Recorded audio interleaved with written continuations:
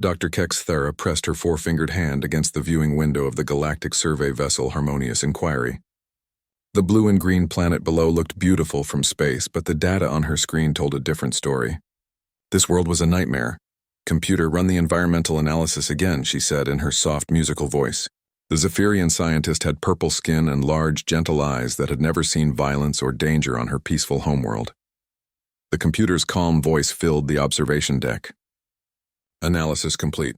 Planet Sol 3 shows extreme environmental hazards. Surface temperature varies from -40 degrees to +50 degrees Celsius. Atmospheric composition includes 21% oxygen, a highly reactive gas.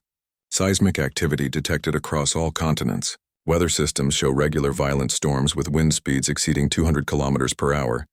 Kexathera's colleague, a crystal-based Vexnari named Zixtal, chimed softly behind her. "The data must be wrong. No intelligent life could survive on such a world." "I checked 3 times, Kexathera replied. "The surface is mostly covered with a chemical solvent. The planet shakes regularly. The atmosphere would corrode most metals we know. And look at this." She pointed to the screen showing weather patterns. "Massive electrical storms happen daily. Some areas get hit with frozen water falling from the sky at high speeds." The third member of their team, Blue Wave, swam nervously in his mobile water tank. The Delphinians' home ocean world had no weather, no seasons, and certainly no solid ground that moved without warning. "Maybe the intelligence readings are wrong too." His voice bubbled through the translation device. Kexathera shook her head. "No, the readings are clear. There's definitely an advanced civilization down there. Cities, roads, flying machines, radio signals. They've even achieved spaceflight." She pulled up another screen. "Look at this. They have structures built right on the edges of moving ground plates. Some cities are built below sea level, surrounded by walls to keep out the corrosive solvent." "That makes no sense." Zixtal's crystalline form flashed confused colors. "Why would they build where the ground moves? Why live below the level of the dangerous liquid?" The computer beeped softly. "Dr. Kexathera, I'm detecting unusual activity on the planet's surface." "Show me." The main screen filled with an image from the surface. Kexathera gasped. During what appeared to be a massive electrical storm, with lightning striking the ground repeatedly, she could see small figures moving around outside. They weren't running for shelter. They seemed to be playing? "Enhance Section 7, she whispered. The image zoomed in. Definitely intelligent beings, roughly humanoid in shape. They were outside in the storm, and some of them appeared to be enjoying the lightning show. Children were running around while adults sat and watched the electrical display. "They're insane," Blue Wave bubbled in shock. "They're watching a deadly electrical storm for fun." Kexthera studied the readings more carefully. The lightning was hitting metal rods attached to buildings, then flowing harmlessly into the ground. They've tamed the lightning. They're using those metal rods to protect themselves. "But why stay outside during the storm at all?" Zixtal asked. Before Kexathera could answer, the communications officer called from the bridge. "Dr. Kexathera, please report to the bridge immediately. We're receiving a transmission from the planet." The 3 scientists hurried to the bridge. Captain Veltron, another Zephyrian, looked worried. "They spotted us," he said. "We followed all stealth protocols, but somehow they detected our ship." "What kind of transmission?" Kexathera asked. "It's strange. Mathematical sequences, but also what appears to be music and images. They're trying to communicate peacefully." Kexathera felt relief. At least they weren't violent. "Standard first contact protocols, then. Send back mathematical sequences and wait for their response." What happened next shocked everyone. Instead of the usual cautious long-distance communication that lasted for months, the planet's inhabitants responded immediately. Then within hours, they did something no civilized species had ever done before. "Captain," the communications officer said, voice shaking slightly. "They're sending up a ship. It's heading directly for us." "What?" Captain Veltron's skin turned pale purple. "That's impossible. No species approaches an unknown alien vessel directly. The safety protocols alone." "Sir, they're requesting permission to come aboard." The bridge fell silent. In the long history of galactic exploration, first contact always happened slowly, carefully, with lots of distance and safety measures. Species would exchange messages for years before meeting face to face. The idea of immediately boarding each other's ships was unthinkable. "Maybe they don't understand the danger," Kexathera suggested. Their world is so hostile. Perhaps they don't recognize normal safety concerns. Captain Veltron considered this. Or maybe living on such a dangerous world has made them reckless. We should proceed carefully. The small human ship docked with surprising skill. Kexthera watched through security monitors as three beings emerged. They looked fragile compared to the brutal world they came from. Soft skin, no natural armor, no obvious weapons or defensive features. How did such delicate creatures survive on that nightmare planet? They're requesting to meet with our science team, the communications officer reported. Against all standard procedures, Captain Veltron agreed to a meeting. The aliens were put through extensive decontamination and health screening. Though they seemed amused by the precautions rather than understanding their necessity, Kexthera met them in the main laboratory, which had been sealed and equipped with emergency containment fields. The three humans entered wearing simple clothing and friendly expressions. "Hello," said the first one, a female with dark hair. "I'm Dr. Sarah Chen. This is Captain Jake Morrison and Dr. Amara Okafor. We're from Earth." "Earth?" Kexthera asked. "Is that what you call your world?" "Yes, we're very excited to meet you. This is our first contact with alien life." Dr. Chen smiled warmly. "We've been hoping for this day for centuries." Kexthera stared at them. "These creatures seem so normal, pleasant even. How could they be from that death world below? Your planet," she said carefully, "appears to have extremely dangerous environmental conditions. How do you survive there?" The three humans looked confused. Captain Morrison spoke up. "Dangerous? Earth's pretty nice, actually. Great weather, lots of variety. Perfect for life," Dr. Okafor nodded. "We've got beautiful oceans, magnificent mountains, amazing storms." "It's a wonderful world," Kexthera felt dizzy. Were they talking about the same planet? The one with the moving ground and corrosive liquid covering most of its surface? "But the seismic activity," she said weakly. "The violent weather, the reactive atmosphere." Dr. Chen looked thoughtful. "Oh, you mean earthquakes and storms and oxygen?" "Yes, we have those. They're just part of life. You learn to work with them." "Work with them?" Sixtal's crystal body flickered in alarm. "Sure," Captain Morrison said casually. "Earthquakes just mean you build flexible buildings. Storms bring rain for crops and wind for sailing. Oxygen keeps us alive." Kexthera realized she was dealing with beings whose entire understanding of normal was completely different from the rest of the galaxy. What they called working with deadly forces, any other species would call certain death. These humans weren't just survivors of a hostile world. They were so adapted to danger that they couldn't even see it anymore. Dr. Kexthera spent the next several hours in what she was beginning to think of as the most disturbing scientific interview of her career. The three humans sat comfortably in the laboratory, drinking something they called coffee, a liquid made from grinding up seeds and mixing them with hot water. The very idea made her stomach turn. "So tell us about your world," Dr. Chen said cheerfully. "What's it like where you come from?" Kexthera described Zephyr Prime, a peaceful world with gentle rains, stable ground, and mild temperatures that never varied more than a few degrees. No storms, no earthquakes, no dangerous animals. The humans listened politely, but she could see something like pity in their eyes. "Sounds very calm," Captain Morrison said carefully. "Must be nice and relaxing." "Relaxing?" Kexthera was confused. "It's safe, predictable, the way civilized worlds should be." Dr. Okafor exchanged a look with her companions. "Don't you ever feel, I don't know, bored?" "Bored?" The question made no sense. "Why would safety be boring?" "Let me understand your world better," Kexthera said, consulting her data pad. "You live on a planet where the ground regularly moves without warning." "Earthquakes," Dr. Chen nodded. "Most of them are pretty small. You barely notice them." "Small?" Kexthera checked her readings. "Some of your earthquakes measure over 8.0 on the Richter scale. That's enough to destroy entire cities." "Well, yes, the big ones can cause problems," Captain Morrison admitted. "That's why we build our buildings to sway instead of break. And we have early warning systems." Kexthera stared at him. "You have early warning systems so you can—" "What, run away?" "Usually we just make sure we're not near anything that might fall over," Dr. Okafor explained. "Then we wait for it to stop shaking. You stay there? While the ground moves? Where else would we go?" Dr. Chen asked, genuinely puzzled. "It's our home." Kexthera made a note on her pad with shaking hands. "These beings stayed in place during seismic events. They had built their entire civilization on unstable ground and just accepted that it might move at any time. "Tell me about your oceans," she said, hoping for something less disturbing. "Oh, we love the oceans." Dr. Chen's face lit up. "I'm a marine biologist. I spend most of my time underwater studying sea life." "Underwater?" Kexthera's voice rose in pitch. "You submerge yourself in the corrosive solvent?" "Corrosive solvent?" Captain Morrison laughed. "You mean water? It's not corrosive. It's just water. Your water is a universal solvent," Kexthera said shakily. "It dissolves most materials given time. It conducts electricity. In its frozen form, it expands and can crack solid rock." "Well, yes," Dr. Okafor agreed. "That's how erosion works. Water shapes the landscape.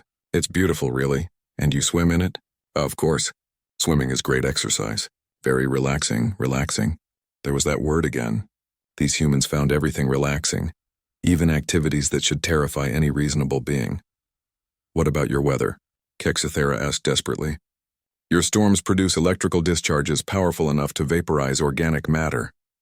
"Lightning," Captain Morrison nodded, "can be dangerous if you're not careful. But thunderstorms are amazing to watch. Nothing quite like them. You watch them?" "Sure. From inside, usually, or at least away from tall objects. Lightning generally hits the highest thing around, so you just avoid being that thing." Dr. Chen pulled out a small device and showed Kexthera pictures. "These are some photos I took of lightning over the ocean last month. Aren't they beautiful?" Kexthera looked at the images of massive electrical discharges splitting the sky and felt faint. These beings photographed deadly natural phenomena for pleasure. "The oxygen in your atmosphere," she said weakly. "It's a highly reactive gas. It causes materials to oxidize and decay. It's essentially a slow poison." "Oxygen?" Dr. Okafor looked confused. "We need oxygen to live. We breathe it. You breathe a reactive gas. All the time. About 21% of our atmosphere is oxygen. Without it, we die in minutes." Kexthera made another note. The humans had evolved to require a substance that most galactic species considered toxic. "Tell me about your food," she said, though she was beginning to dread the answer. "Oh, Earth has amazing food," Dr. Chen smiled. "We eat plants and animals from all over the planet. Fruits, vegetables, meat, fish, grains. And we cook most of it." "Cook?" "Heat it up. Usually with fire." Kexthera closed her eyes. "You use combustion to prepare your food?" "Well, yes. Cooking kills bacteria and makes food easier to digest. Plus it tastes better. You regularly create controlled explosions to prepare meals." Captain Morrison looked amused. "I wouldn't call cooking an explosion. More like controlled burning. And you eat other living creatures?" "Some of us do. Humans are omnivores. We eat both plants and animals." Kexthera felt sick. On Zephyr Prime, all civilized beings ate only synthesized nutrients. The idea of consuming other life forms was barbaric.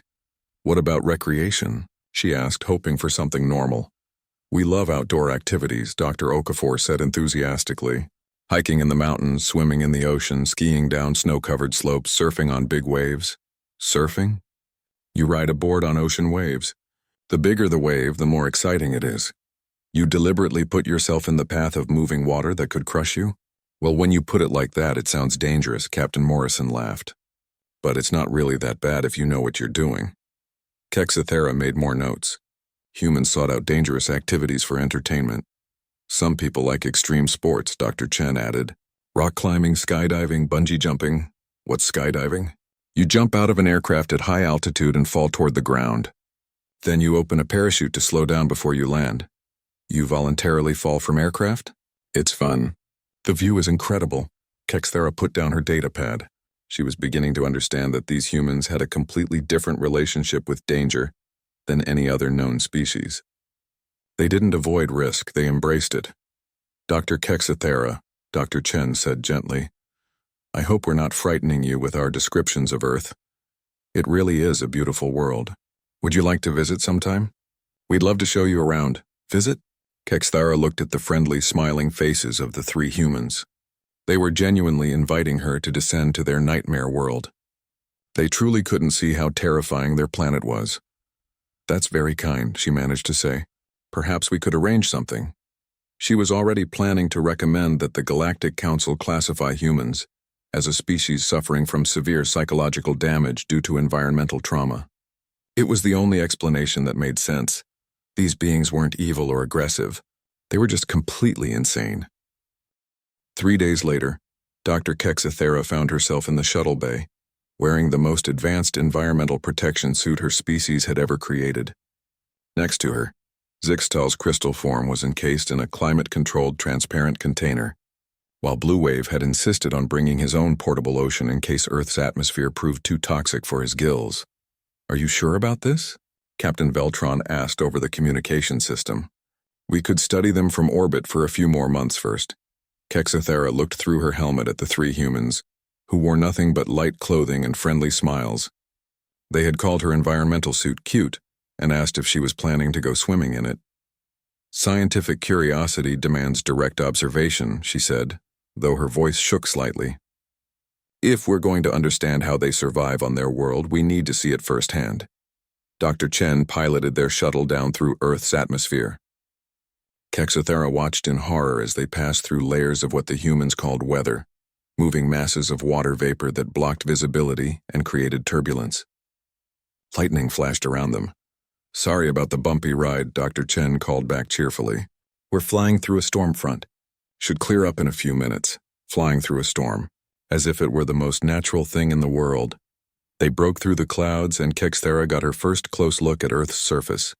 It was worse than she had imagined. The shuttle was approaching a group of islands surrounded by vast amounts of the corrosive solvent. Massive waves crashed against black rock shores. Steam rose from cracks in the ground. "Welcome to Hawaii," Captain Morrison said. "One of our favorite vacation spots." Vacation spots. They came to this place voluntarily, for pleasure. The shuttle landed on a flat area near the ocean. Dr. Chen opened the hatch, and immediately Kexathera's sensors screamed warnings. Toxic gases, harmful radiation, unstable atmospheric pressure, elevated temperatures. "Lovely day," Dr. Okafor said, stepping outside and breathing deeply. "Perfect weather for the beach." Kexathera carefully exited the shuttle, her suit systems working overtime to keep her alive. The ground beneath her feet was made of cooled lava, volcanic rock that had once been molten. She was standing on the hardened blood of the planet itself. "This whole island chain is volcanic," Dr. Chen explained, noticing Kexathera's readings. "The islands are actually the tops of underwater mountains built by volcanic eruptions. You live on active volcanoes?" Zixtal's translated voice was barely a whisper. "Well, they're mostly quiet these days. Kilauea is still active, but it's been pretty calm lately." Kexathera looked at the readings from her geological sensors. "Calm? Showing continuous volcanic activity right now." "Oh sure, there's always some lava flowing. That's normal for Kilauea. We'll drive by later if you want to see it. It's quite a sight at night." They wanted to show her an active volcano, for sightseeing. As they walked toward the ocean, Kexathera noticed humans everywhere. They were lying on the black volcanic sand, exposing their skin to the harmful radiation from their sun. Others were playing in the corrosive solvent, letting waves crash over them. "Aren't they concerned about the radiation exposure?" she asked. "Oh, we use sunscreen," Dr. Chen said, holding up a small bottle. "This protects our skin from too much UV radiation." "You have a chemical defense against stellar radiation?" "Well, yes, though you have to reapply it every few hours, and some people still get sunburned if they're not careful." Kexathera watched a small human child running directly into the path of an incoming wave. The wave, taller than the child, crashed down with enormous force. She expected to see a tragedy. Instead, the child emerged from the water laughing and immediately ran back for more. "That child was just attacked by your ocean," Kexathera said weakly. "Attacked?" Captain Morrison looked confused, then laughed. "Oh, you mean Jamie playing in the surf. Kids love that. The waves here are pretty gentle today. Gentle." The waves were 2 meters high and struck the shore with the force of a small explosion, and the humans called them gentle. A new sound reached them, a low rumbling from beneath their feet. Kexathera's seismic sensors immediately went into alarm mode. "Earthquake!" she screamed, preparing to run for the shuttle. The humans around them barely paused in their activities. A few looked up with mild interest, but most continued with whatever they were doing. "Just a little trembler," Dr. Okafor said casually. "Maybe 4.5 magnitude. Kinda nice, actually. You can really feel the roll in this one." The ground continued to shake for 30 seconds, Kexathera's emergency systems were screaming at her to evacuate immediately. The humans were discussing the earthquake like they might discuss the weather. That one felt like it was centered pretty far south, one human said to another. Yeah, probably down near the Big Island. Did you feel how it rolled instead of jerking? They were critiquing the earthquake's performance. I need to sit down, Kexathera said faintly. Dr. Chen guided her to a bench overlooking the ocean. Are you feeling all right? You look a little pale. Your planet just tried to kill me and everyone around us ignored it. Earthquakes are just part of life here. You learn to tell the difference between the ones that matter and the ones that don't. How can you tell? Experience mostly. If you can walk during it, it's probably not serious. If it knocks you down or goes on for more than a minute, then you start thinking about getting under something sturdy. As if to demonstrate the human's complete adaptation to disaster, Kexathera's weather sensors detected an approaching storm. Dark clouds gathered overhead with impossible speed, and the wind began to pick up. Looks like we might get some rain, Captain Morrison observed. The first drops that hit Kexathera's helmet made her sensors spike. The rain was slightly acidic. Not enough to hurt the humans, apparently, but enough to slowly corrode most metals. Quick, we need shelter, she said, from rain. Dr. Chen looked amused. It's just a little shower. Actually, it might cool things down nicely. The humans around them continued their activities as the acidic water fell from the sky. Some of them actually seemed to enjoy it, tilting their faces up to let the corrosive liquid hit their skin. Children splashed in puddles that formed on the volcanic rock. This is impossible, Blue Wave bubbled from his mobile tank. How are they still alive? I'm beginning to think, Kexathera said slowly, that we've been looking at this wrong. What do you mean? She watched a group of humans who had just emerged from the ocean. They were smiling and laughing, their skin glowing with health despite just being submerged in what her people considered a hostile chemical environment. What if they're not insane, she said. What if they're just adapted? Adapted to living in hell? Not hell, just different from what we know. She looked around at the scene. Humans thriving in conditions that would kill most known species within minutes. What if this isn't a death world to them? What if this is just home? Thunder rolled overhead, and lightning began to strike the ocean in the distance. The humans paused to watch the electrical display with obvious appreciation. Beautiful lightning today, one said to another. Yeah, great contrast against those dark clouds. They were treating a deadly electrical storm like a art show. Dr. Chen noticed Kexathera's continued amazement. You know, you might enjoy visiting during winter, she said helpfully. The weather's completely different then. We get snow sometimes. Snow? Frozen water that falls from the sky. It's very peaceful. Frozen corrosive solvent falling from above at high velocity. The humans called it peaceful. Dr. Chen, Kexathera said carefully, what do you consider a dangerous place on your world? Dr. Chen thought for a moment. Well, there are some pretty extreme environments. The deep ocean trenches are challenging. Crushing pressure and no light. Antarctica gets really cold and windy. The Amazon rainforest has lots of predators and diseases. Active volcanic zones can be tricky. Each location she mentioned sounded like a scientific description of various forms of hell. And humans go to these places? Oh, sure, scientists, explorers, tourists. Some people really love extreme environments. Dr. Okafor nodded enthusiastically. I've been to all of those places. They're incredible. Each one teaches you something new about survival and adaptation. As they prepared to return to the shuttle, Kexathera realized she was beginning to understand something important. These humans weren't broken or damaged by their hostile world. They were perfected by it. Back aboard the Harmonious Inquiry, Dr. Kexathera spent 3 sleepless nights reviewing her data.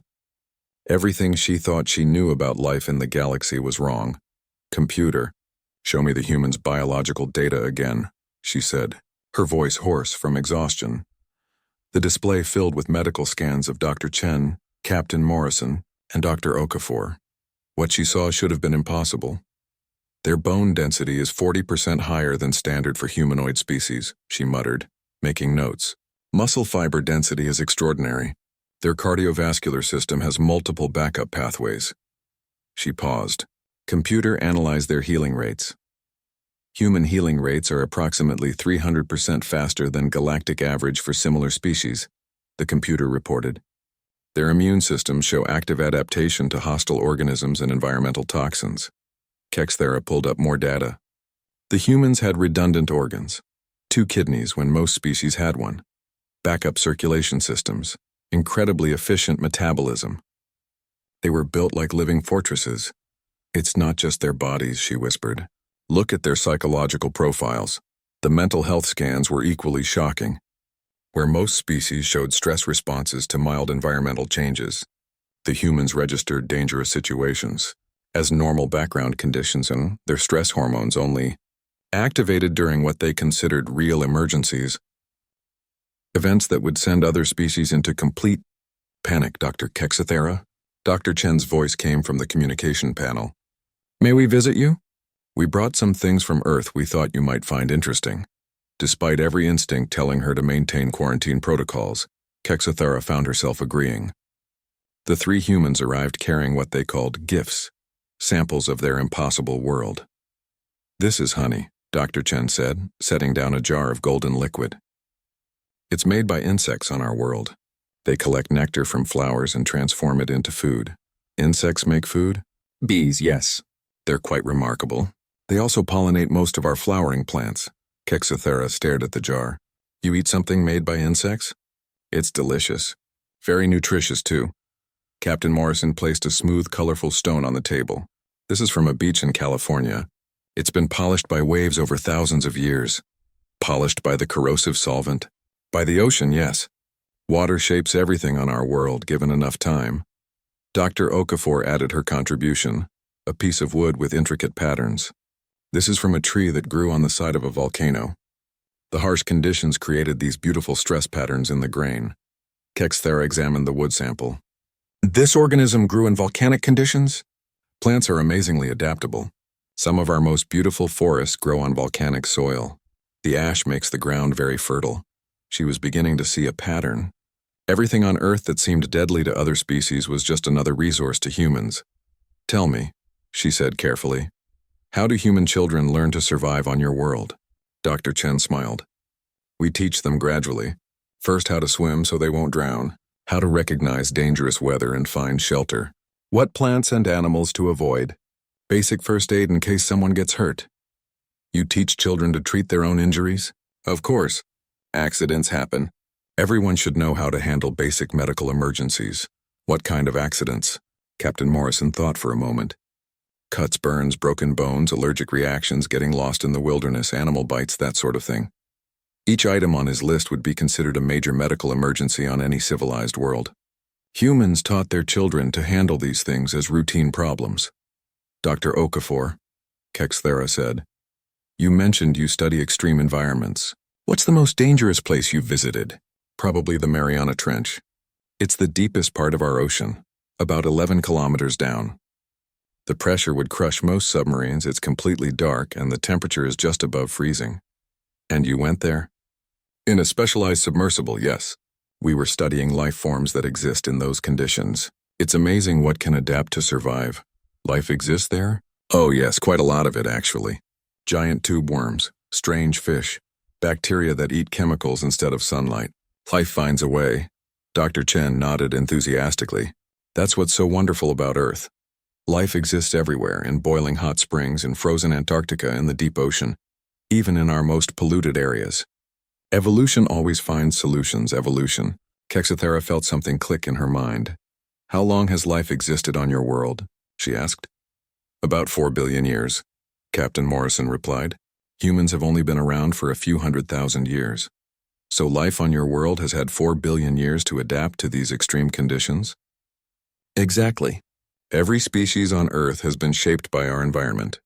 We're all products of natural selection in a challenging world. Kexthera felt excitement building in her chest. And humans are the most recent result of this process? Well, we're one result. We're not the only successful species. Earth has millions of different life forms, each perfectly adapted to their particular niche. But you're the only ones who achieved intelligence and technology. As far as we know, yes. Though some of our marine mammals are quite smart, and there are other species that use tools. She was starting to understand. Humans weren't damaged by their world. They were crafted by it. 4 billion years of evolution on a challenging, planet had produced a species uniquely suited to survive. Anything. Tell me about your space program, she said. Dr. Chen pulled out a small device and showed images. We've been to our moon several times, sent probes to all the planets in our solar system, and we're working on missions to other stars. The images showed humans in bulky protective suits exploring airless worlds, piloting spacecraft through radiation fields, building bases in environments that made Earth look like paradise. You see other worlds as places to explore? Of course. The universe is full of amazing places we want to see. Even worlds more dangerous than Earth? Especially those worlds, Dr. Okafor said with excitement. The more challenging the environment, the more we can learn. Kexathera looked at her companions. Zixtal was flashing colors of deep thought, while Blue Wave was floating very still in his tank. I think I understand now, she said slowly. You're not insane. You're not damaged. You're evolved. Most species in the galaxy developed on gentle worlds. Stable climates, few natural disasters, predictable environments. We became intelligent through cooperation and tool use, but we never faced serious environmental pressure.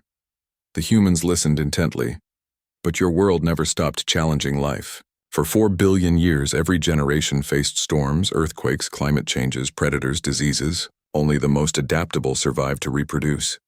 That's basic evolutionary theory, Captain Morrison agreed. Don't you see? You're not just adapted to survive on a dangerous world. You're adapted to survive on any world. Your species was forged in conditions that would kill most galactic citizens instantly. Dr. Chen looked thoughtful.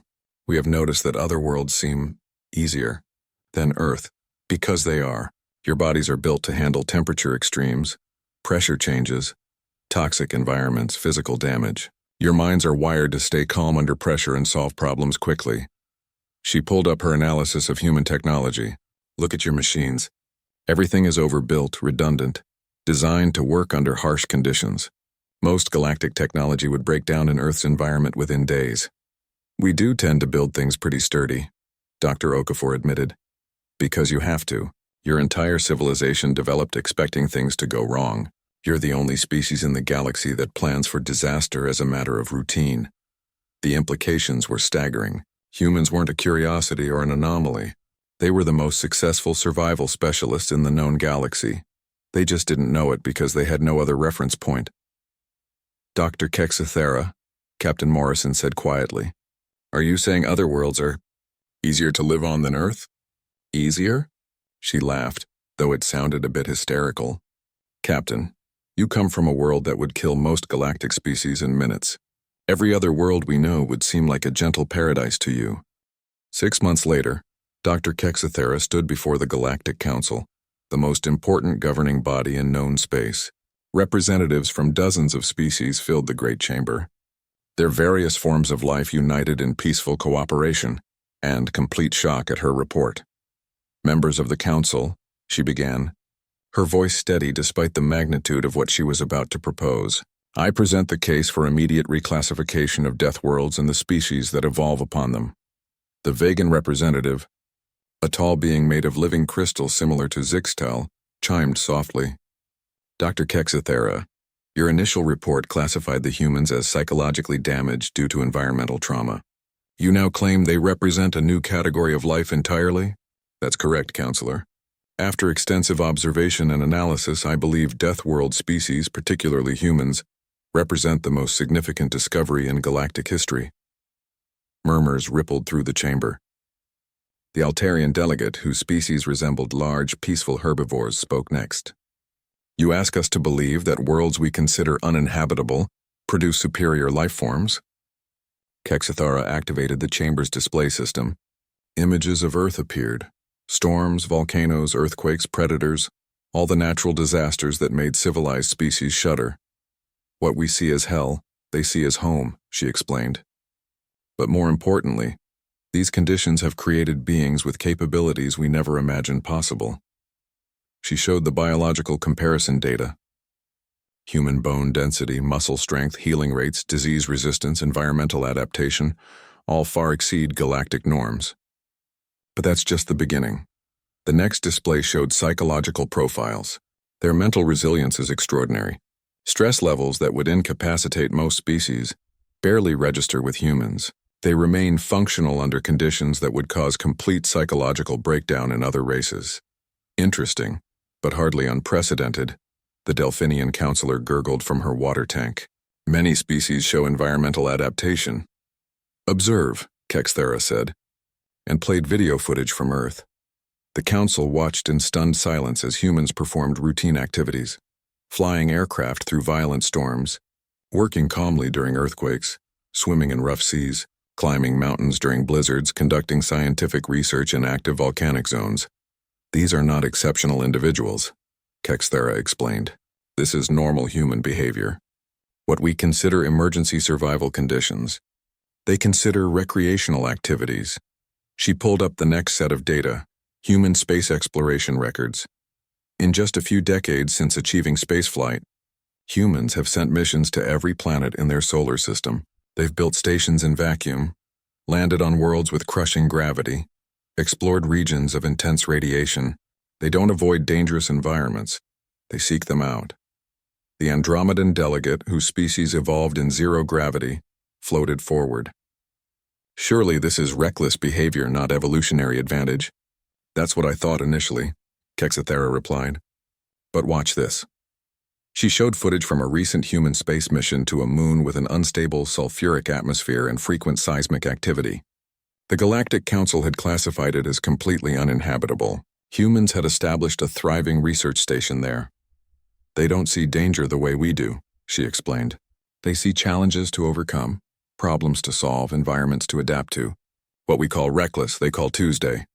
The chamber fell silent as the implications sank in. Dr. Kexthera, the Council Prime spoke, her ancient voice carrying the authority of eons. What exactly are you proposing?